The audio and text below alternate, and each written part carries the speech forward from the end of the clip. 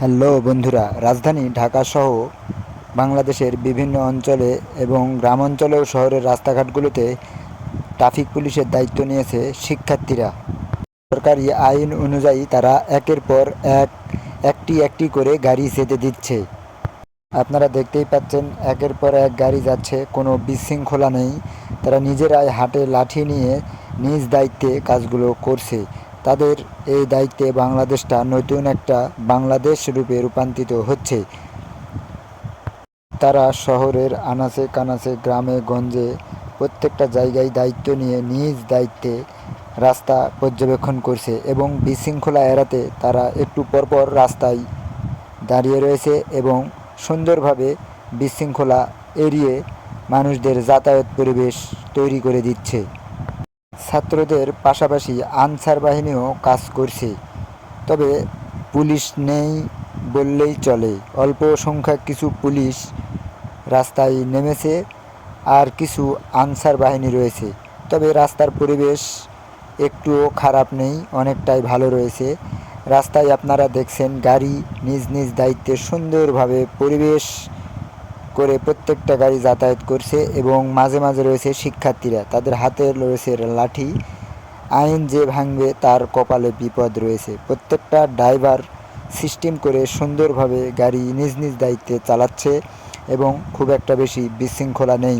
কিছু দূর পরপর রয়েছে শিক্ষার্থী, আর শিক্ষার্থীরা অনেক সুন্দর পরিবেশ সৃষ্টি করেছে শহর এবং শহরের বাইরে গ্রামাঞ্চলের।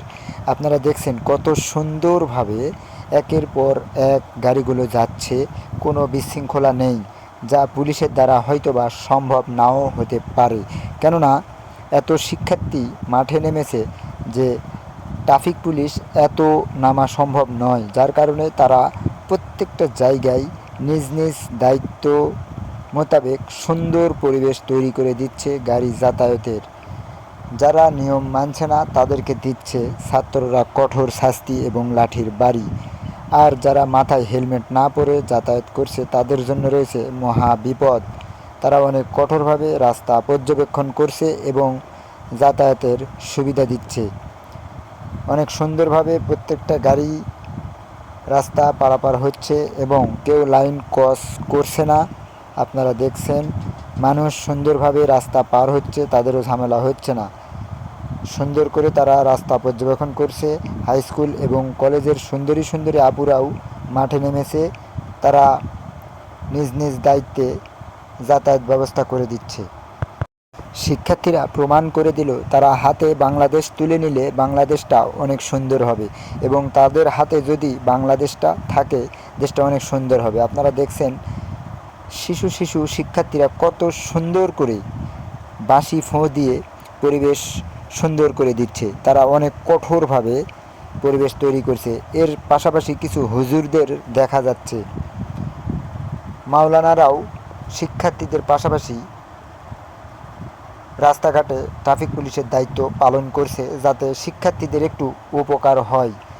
তাদের এই অবদান জাতি কখনো ভুলবে না। নওগাঁ, বগুড়া, সিরাজগঞ্জ সহ রংপুর, দিনাজপুর, খুলনা এবং বাংলাদেশের প্রায় প্রত্যেকটা বিভাগেই মাঠে নেমেছে শিক্ষার্থী এবং শিক্ষার্থীরা অনেক সুন্দর পরিবেশ তৈরি করে মানুষদের যাতায়াত ব্যবস্থা নিয়ন্ত্রণ করছে। কেউ অমান্য করলে তার কপালে বিপদ রয়েছে এবং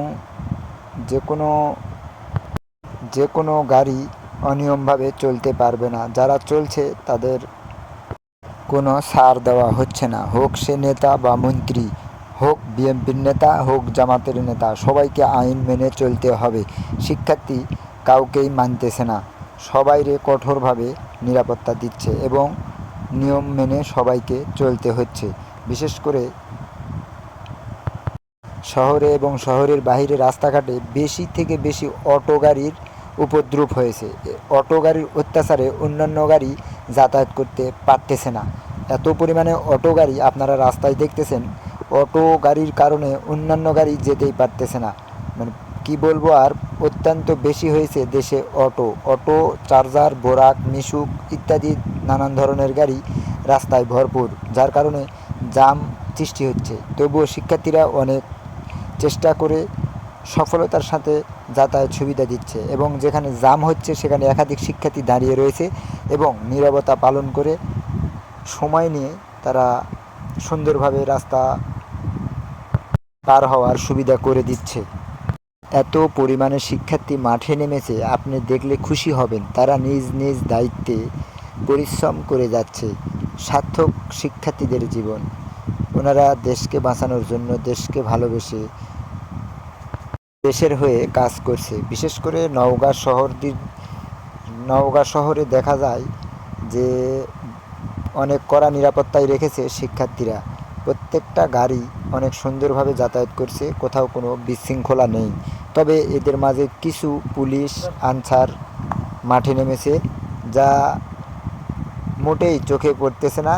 অল্প কিছু গাড়ি প্রশাসনের লোকেরা মাঠে নেমেছে, যেখানে জ্যাম হচ্ছে প্রয়োজনে শিক্ষার্থীরা সেখানে তড়িৎ গতিতে যাচ্ছে। আর কিছু দূর পর পর দেখছেন কলেজ এবং হাই স্কুলের শিক্ষার্থীরা মাঠে নেমেছে। শিক্ষার্থীরা ব্যাপক পরিশ্রম করে সারা দিন ব্যাপী মাঠে থাকতেছে এবং জনগণের সুবিধা দিচ্ছে।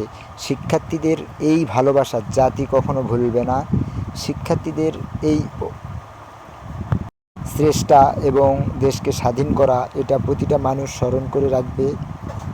শিক্ষার্থীদের ভালোবাসায় আমরা পেয়েছি স্বাধীন বাংলাদেশ। জয় শিক্ষার্থী, জয় বাংলাদেশ।